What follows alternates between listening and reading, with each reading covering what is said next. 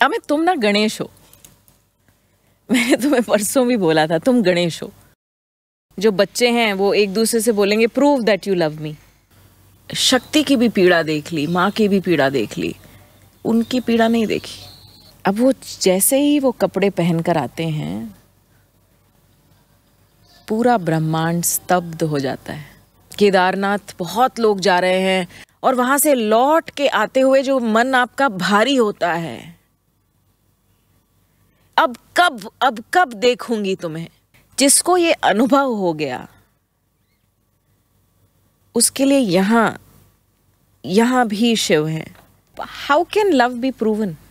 आप अपने प्रेम को प्रूव कैसे कर सकते हो किसी को? लॉजिक मांग लेने का बहुत डर है, कोई तर्क ना मांग ले। अच्छा ये महसूस किया तो दिखाओ। तो पॉडकास्ट बंद कर दो। पॉडकास्ट क्यों देख रहे हो भाई?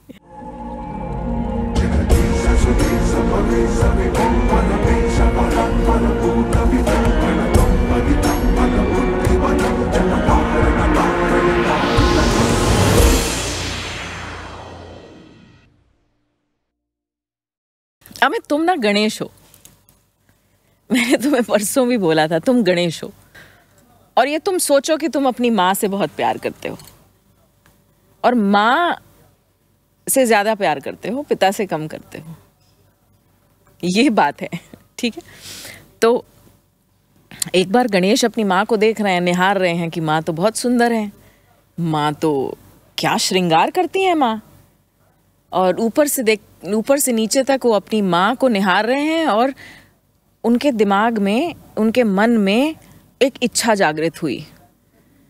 बोले कि पिताजी ऐसे कपड़े क्यों नहीं पहनते? भाई मेरी माँ इतनी सुंदर है और वो मेरी माँ के पति हैं, तो वो ऐसे कपड़े क्यों नहीं पहनते? तो उन्होंने अपनी माँ को बोला कि माँ, पिताजी को भी ऐसे तैयार करूं? तो माँ बोली हाँ। अब माँ को तो चाहिए ही है कि भाई विवाह पर भी तो यही हुआ था। अब माँ तो चाहती हैं कि उन्हें ऐसे कपड़ों में देखा जाए। तो गणेश जो है कपड़े लेकर, सुंदर सुंदर वस्त्र और आभूषण लेकर चले गए पिताजी के पास। अब महादेव बैठे हैं और पुत्र को देखकर बोले बताओ तो कैसे आना हुआ? तो पुत्र बोला कि पिताजी, अब मैं हूं आपका पुत्र, आप मेरी बात नहीं टाल सकते। बोले बताओ? बोले ये कपड़े पहन लो। माँ देखो कितनी सुंदर लगती है, रोज नई नई साड़ी, नए नए आभूषण, नए नए फूल, और तुम्हें देखो, तुम ये आभूषण पहनो। तो अब पुत्र की आज्ञा का पालन करना था, लेकिन महादेव के मन में केवल पुत्र की आज्ञा नहीं थी, महादेव के मन में कुछ और था। तो वो पहन लेते हैं वो कपड़े। अब तुमने बोला तो पहन लिए वो कपड़े महादेव ने। अब वो जैसे ही वो कपड़े पहन कर आते हैं, पूरा ब्रह्मांड स्तब्ध हो जाता है। गणेश के लिए मानो समय रुक गया। उसने कभी भी किसी को भी इतना सुंदर, इतना श्रेष्ठ, इतना विशाल देखा ही नहीं था। सब गण, नंदी सब देखते ही रह गए, मानो समय रुक गया महादेव का ऐसा रूप देखकर। गणेश ने बोला पिताजी ये कपड़े उतार दो। बोले क्यों? बोले मैं नहीं चाहता कि मेरी मां से सुंदर कोई लगे। फिर वो अपने रूप में आए। अब देखो गणेश, पिता को देख भी लिया, मन भी था कि पिता को एक बार देख लूं ऐसे सजे हुए रूप में। माँ की बात भी रख ली कि माँ से सुंदर कोई है नहीं, और देख भी लिया। सबसे विशाल, सबसे सुंदर इस पूरे ब्रह्मांड में कोई है तो वो शिव हैं। जैसे भगवत गीता में है ना कि जब कृष्ण अपने विराट रूप में आते हैं, विशाल रूप में आते हैं, तो वो दृष्टि केवल अर्जुन को दी जाती है कि वो रूप देख पाए, वैसा ही विशाल रूप।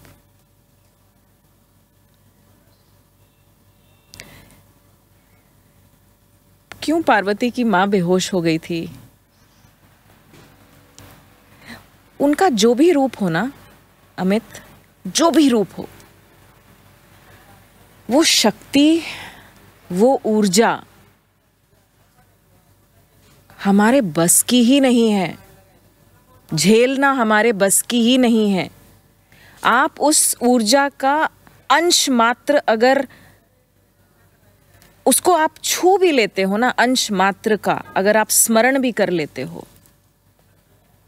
तो कंपन आ जाता है, शरीर ठंडा पड़ जाता है, अश्रु नहीं रुकते। केवल ऊर्जा का स्मरण की बात कर रही हूं मैं अभी तो अनुभव की बात नहीं की, केवल स्मरण की बात कर रही हूं। सारे रास्ते ही मेरे महादेव की ओर जाते हैं। आप यूथ की आपने बात की, यंग लोगों की संख्या केदारनाथ पहुंचने वालों में सबसे ज्यादा है जी। इसलिए जो शुरू में मैंने कहा गुरु माँ, शिव ट्रेंड में है, ट्रेंडिंग नंबर 1। केदारनाथ बहुत लोग जा रहे हैं, इंस्टाग्राम भरा पड़ा है। कुछ लोग जाते हैं तो उनको ट्रोल किया जाता है कि देखो ये भी पहुंच गया केदारनाथ। अरे केदारनाथ पहुंचना मुश्किल थोड़ी है, अब तो हेलीकॉप्टर भी है। केदारनाथ पहुंचना कौन सा मुश्किल है? लेकिन वहां पर जो आपको अनुभव होता है, जब वो आपको बुलाते हैं, जब वो इनविटेशन आता है, तब वो 2-3 दिन आपके कैसे जाते हैं, आप क्या तैयारी करते हो,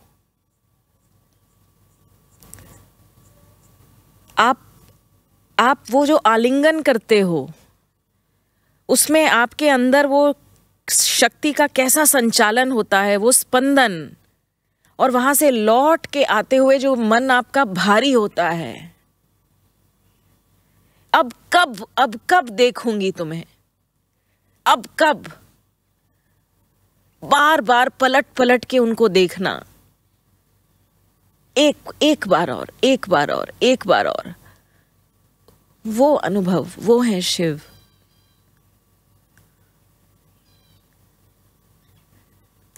जिसको ये अनुभव हो गया, उसके लिए यहां भी शिव है। लेकिन मुझे बस थोड़ा सा दुख इस बात का होता है कि क्यों हम इनको एक कॉन्सेप्ट में बांध रहे हैं, क्यों हम समझ नहीं पा रहे कि पूरे भारत में, पूरी भारत भूमि में, हर जगह, अभी आप देखें हर बार न्यूज़ में आता है कि यहाँ पर भी शिवलिंग मिल गए, वहाँ पर भी शिवलिंग मिल गए। तो ये जो एक लहर आ गई है इस समय, और भारत जो एक विश्व गुरु था, है और रहेगा, ये मेरा मानना है। ये जो एक लहर आई है शिव की, आप सोचो अगर हम अपने बच्चों को, हम यूथ को ये बता दें कि Shiva is a consciousness that is infinite, अंत ही नहीं है, और उस अनंत शक्ति का संचालन अगर हम अपनी यूथ को सिखा दें, तो आप सोचिए कि एक एक शिव क्या कर सकता है। अब वो समय आ गया है जिसमें कि हमें शिव को एक्सपीरियंस करना सिखाना है लोगों को। ये जो हम पॉडकास्ट बना रहे हैं और ये जो हमने हिम्मत की है आज, मुझे लगता है इसका एक बहुत बड़ा जो मकसद है वो ये है कि हमें शिव को एक्सपीरियंस करना सिखाना है। उस इनफाइनाइट एनर्जी को जो कि अनंत है, जिसका कोई अंत ही नहीं, इट इज एक चेतना है, एक प्योरिटी है, उसका अगर हम अनुभव करना सिखा दें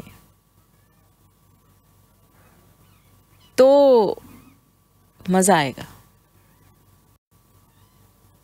हम यूथ की बात थोड़ा सा मैं उसको टच करने के लिए, विवाह हो रहे हैं, इतनी शादियां हो रही हैं, और शादियां होने के बाद ये कितना दुर्भाग्य है कि आज शादियां नहीं चल पाती। आज शादियों में एक दूसरे को छोड़ना कितनी आम बात हो गई है जी। एक दूसरे को छोड़ने में लोग रत्ती भर नहीं सोचते। जब माँ ने पाने का सोचा होगा कि शादी तो मुझे उसी लड़के से करनी है, अब तुम देख लो। और ये लड़का भी सोच रहा होगा कि भाई मतलब थांबा, कहाँ आ रही हो? और माँ ने कहा नहीं, तपस्या तो तुम्हें ही पाने की करनी है, अब तुम देख लो मेरे पास तुम्हें कैसे आना है। वो पाने की लालसा, तो आप जब वो बात कहती है ना कि पहले वो तपस्या और वो साधना जिसमें मैंने शिव को पाया, माँ ने कहा, और उसके बाद शिव ने कहा कि अच्छा अब देखो मैं तुम्हें कैसे प्रेम करता हूं, कि जिस दिन तुम गई तो तुम्हारा शरीर सफेद कपड़े में लिपटा लेके मैं तीनों लोग घूम रहा था कि तुम्हारे प्राण जा कैसे सकते हैं, तुम मुझे छोड़ के जा कैसे सकती हो। वहां से मैं कनेक्ट करता हूं आज के रिश्ते में, आज के छोड़ने में। वो छोड़ना कितना मुश्किल था, आज छोड़ना कितना आसान है। देखती हूँ अमित, रोज देखती हूँ ये, क्योंकि जब आध्यात्मिक रूप से लोग जुड़े हुए हैं तो किसी ना किसी माध्यम से आते हैं, और मैं देखती हूँ कि संबंध, मैं रिश्ता और संबंध अलग अलग बताती हूँ। रिश्ता नहीं था महादेव का और शक्ति का, कृष्ण और सुदामा का, कृष्ण और अर्जुन का।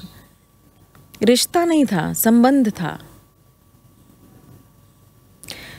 रिश्ता बनता है भौतिक जीवन में, जो कि आप उसको तोड़ भी सकते हो, आप उसको मोड़ भी सकते हो, आप उसमें धोखा भी दे सकते हो, आप उसमें छल भी कर सकते हो, आप उसमें कपट भी कर सकते हो, उसमें पाखंड भी कर सकते हो। यह रिश्ता जो आज हम हर जगह देखते हैं। गुरु और शिष्य का रिश्ता भी कुछ हद तक पाखंड का ही हो गया है। लेकिन अगर हम महादेव को देखें तो मुझे उसमें संबंध नजर आता है। ऐसा संबंध जो जन्मों जन्मों का होता है, ऐसा संबंध जो संकल्प से लिया जाता है। कह दिया ना बस, वैसा वाला संबंध। अब तुम जैसे भी हो मेरे हो, जैसे भी हो तुम मेरे हो। मैं तुम्हें हर रूप में, हर जन्म में ऐसे ही स्वीकार करूंगी। वो है प्रेम। जब प्रेम होता है तो संबंध बनता है, जब प्यार होता है तो रिश्ता बनता है।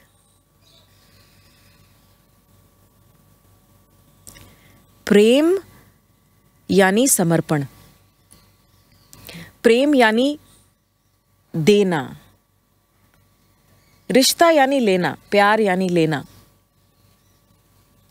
प्रेम यानी देना, मन से, तन से, आत्मा से।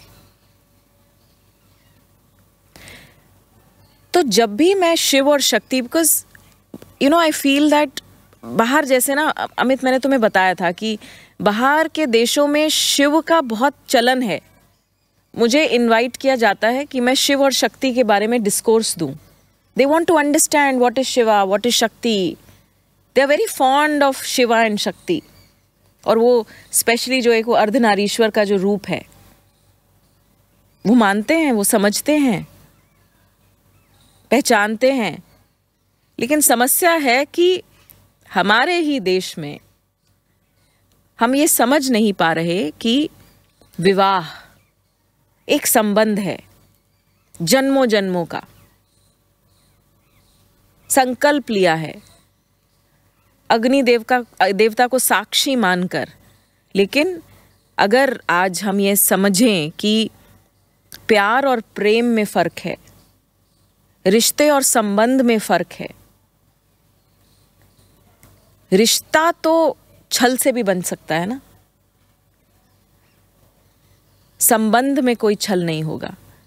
तो वो जो माँ का और इनका संबंध हमने देखा, और हर जन्म में उन्हें पाना था महादेव को, और महादेव भी तो प्रतीक्षा कर रहे थे।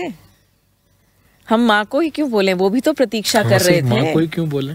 हाँ, वो भी तो प्रतीक्षा कर रहे थे। वो भी तो लाल हो जाते थे जब माँ सामने आती थी। वो भी कहाँ उनको जाने देना चाहते थे, कोई ना कोई बातों में उलझा के उनको पास ही तो रखना चाहते थे।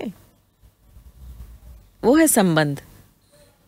तो आज अगर हम इस शादी को एक विवाह माने और ये देखें कि पूर्ण हो रहे हैं, ये एक और शिव शक्ति मिल गए आज एक और शिव शक्ति मिल गए, आज एक और मिल गए, और आज से इनकी शिवमयी यात्रा शुरू हो गई।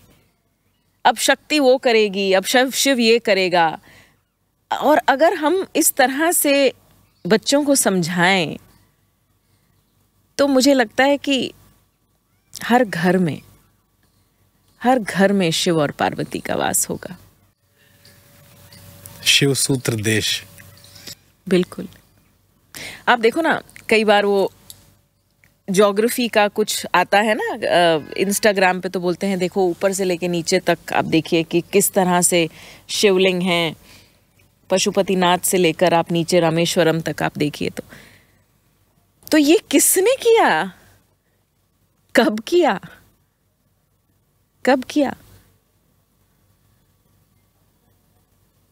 क्या उन्होंने एक योजना बनाई थी कि देखो अब ये भारतवर्ष है और अब यहाँ पर हर जगह जो है मैं अपना अंश गिराने वाला हूँ यहाँ भी शिवलिंग निकलेगा, यहाँ भी? ऐसा थोड़ी था। ये क्या है, ये कब हुआ, ये हम कहाँ थे तब? हम क्यों, ये जो हमें जन्म मिला है, हम क्यों नहीं सोच पा रहे कि रोज एक एक दिन कम हो रहा है उस शिव की अनुभूति करने में? हमें इस बात की पीड़ा क्यों नहीं हो रही कि पता नहीं ये जीवन कितना है, कब ये शरीर जो है ये शव बन जाएगा, शक्ति निकल जाएगी इसकी।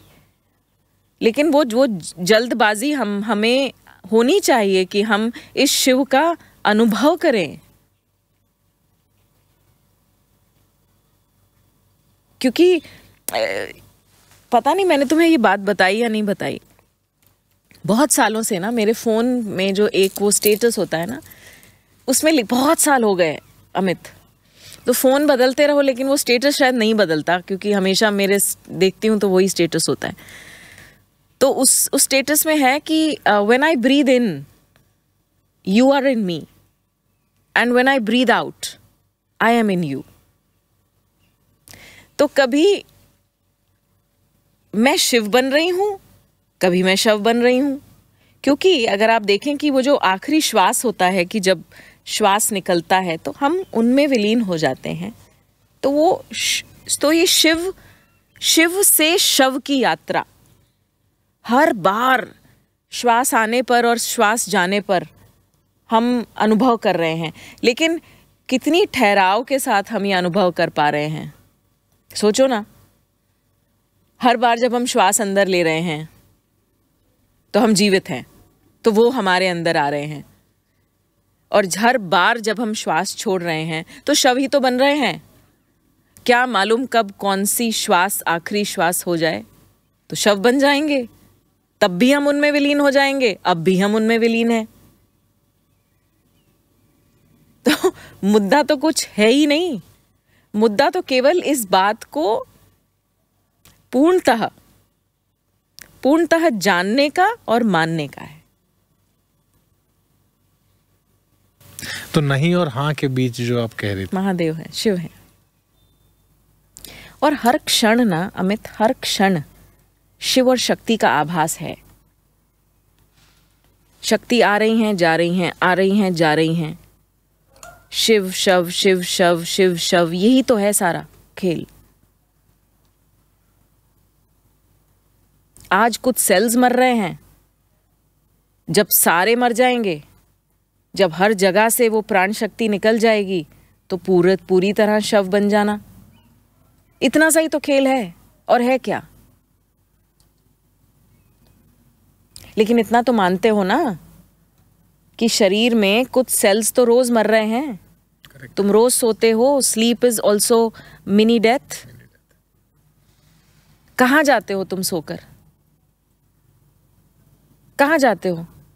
लेकिन तुम्हारा कोई आवाज, तुम्हारे नाम से कोई आवाज मार दे तो सडनली तुम खड़े हो जाते हो, क्योंकि अभी शक्ति है। जिस दिन कोई आवाज मारेगा और उठोगे नहीं,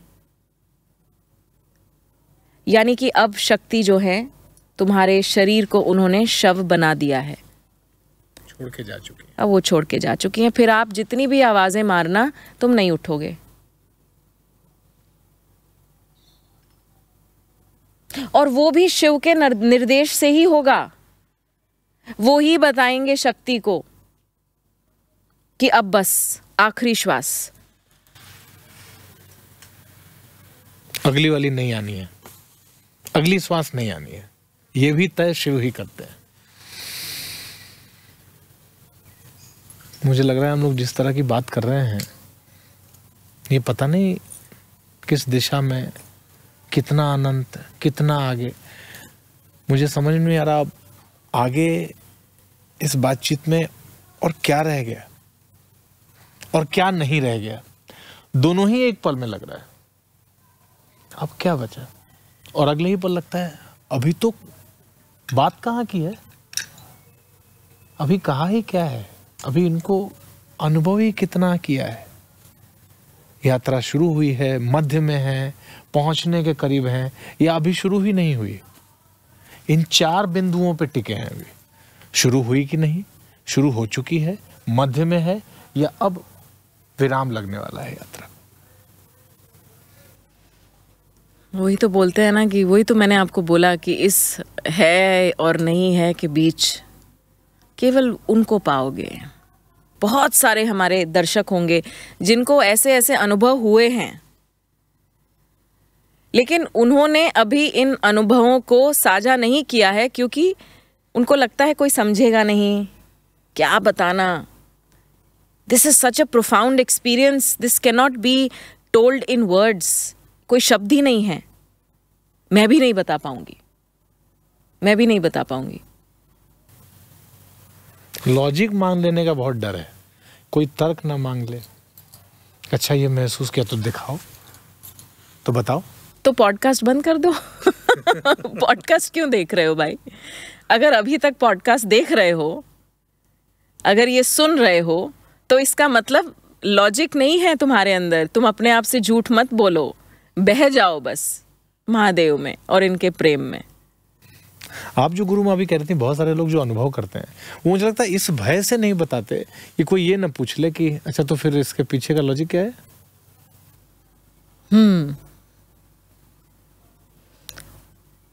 तो लॉजिक का सोर्स ढूंढ लें वो लोग,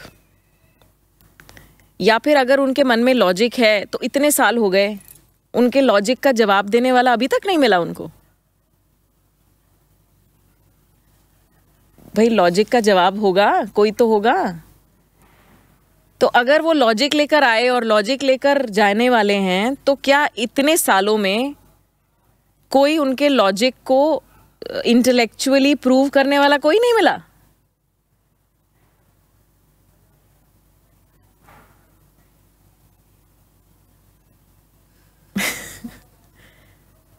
मतलब they are happy to live with this logic, they don't want to do something about it. ऐसा थोड़ी होता है अमित।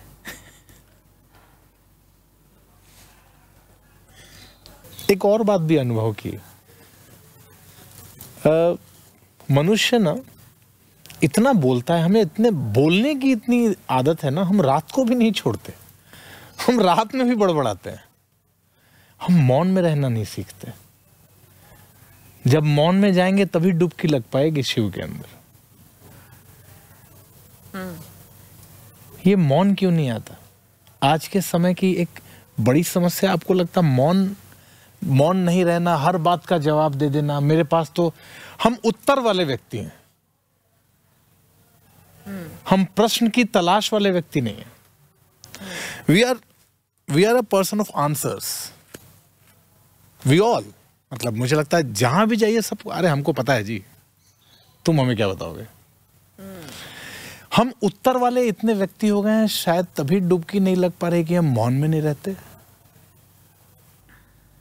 हाँ, ये तो बात तुमने सही बोली कि शिव का तो दर्शन मौन में ही होगा। स्टिलनेस, मैं तो बोलती हूँ कई बार जब साधना करवाती हूँ ना, शरीर स्थिर और मन शांत। जब तक आपका शरीर भी स्थिर नहीं रहेगा, जब आपका मन शांत नहीं होगा, कहाँ दिखेंगे ये। मैं तो, आप इनकी छवि देख लो ना, आप इनकी छवि देखो अमित। क्या कभी आपको ये बहुत ज़्यादा चलते फिरते, नाचते कूदते दिखाई देते हैं? जब भी आप इनको देखते हो, इनको देखते ही एकदम मन शांत हो जाता है। अच्छा, माँ पार्वती क्या कहती हैं? माँ पार्वती कहती हैं कि बस तुम यूं ही बैठे रहो, इतनी दिक्कत चल रही है, सब कुछ है, बस तुम यूं ही बैठे रहो। He doesn't even participate, he doesn't participate. बस अपना बैठे रहते हैं धुनी रमा के, और अपना आधी 1/3 आईज खुली रहती हैं, और वो जो हैं वो सब कुछ कर रही हैं, सब अपना कार्यरत हैं। और कई बार माँ को आई एम श्योर गुस्सा भी आता होगा कि बस तुम्हारे पास तो बहाना है कि मैं तो समाधि में हूँ, तुम्हारे पास तो बहाना है। तो मुझे लगता है कि माँ को भी उनसे बहुत शिकायतें हैं, क्योंकि ही डज नॉट पार्टिसिपेट।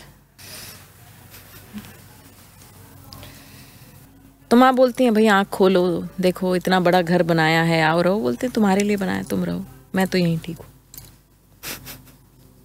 तुमने बोला था बना दिया, अब बच्चों ने बोला पहन लिए कपड़े। अब तुमसे तो देखा ही नहीं जाता मेरा ये रूप।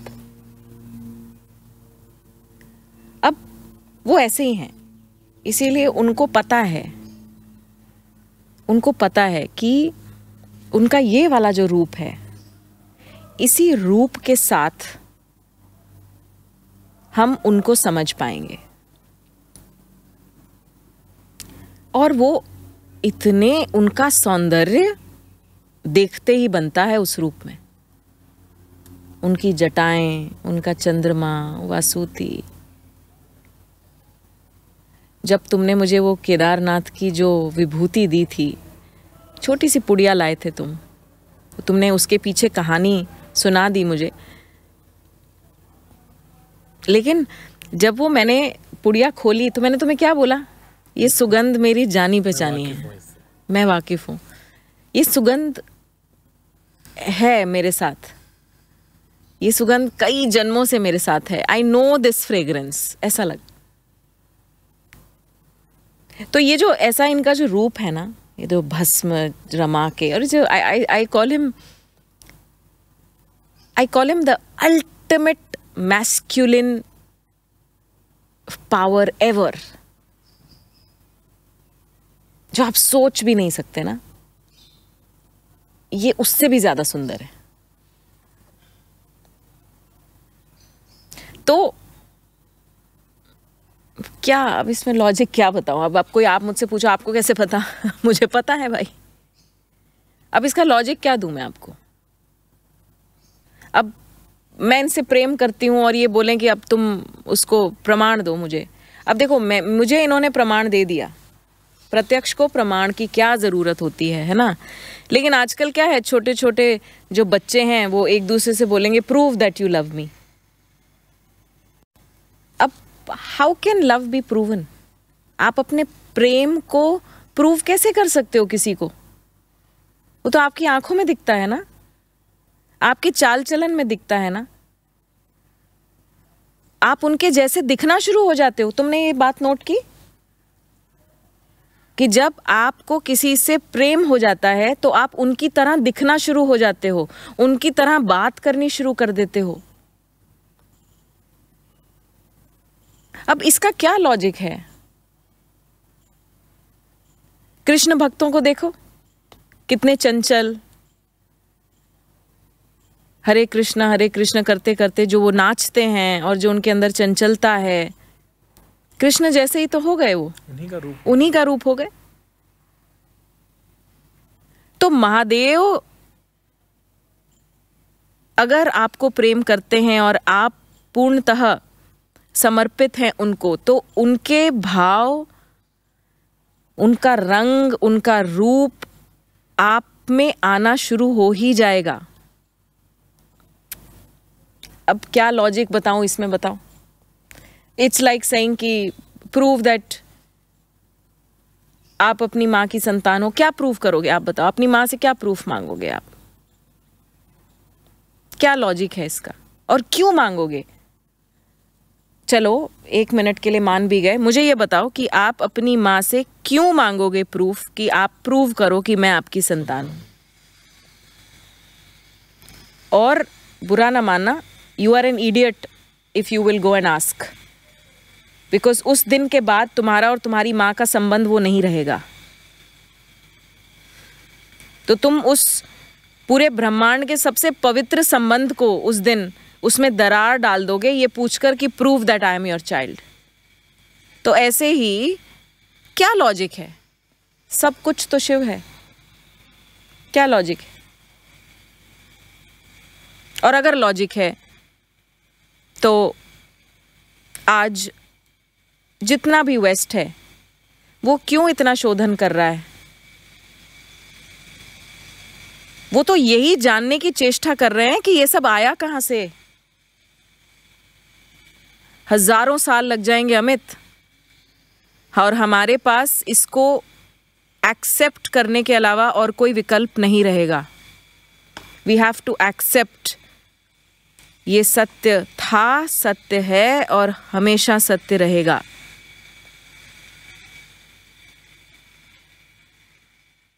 जब ये शरीर छोड़ूंगी तो यमराज को भेजोगे या तुम आओगे? एज अ स्पीकर बुलाया गया था शिव और शक्ति के बारे में बोलने के लिए।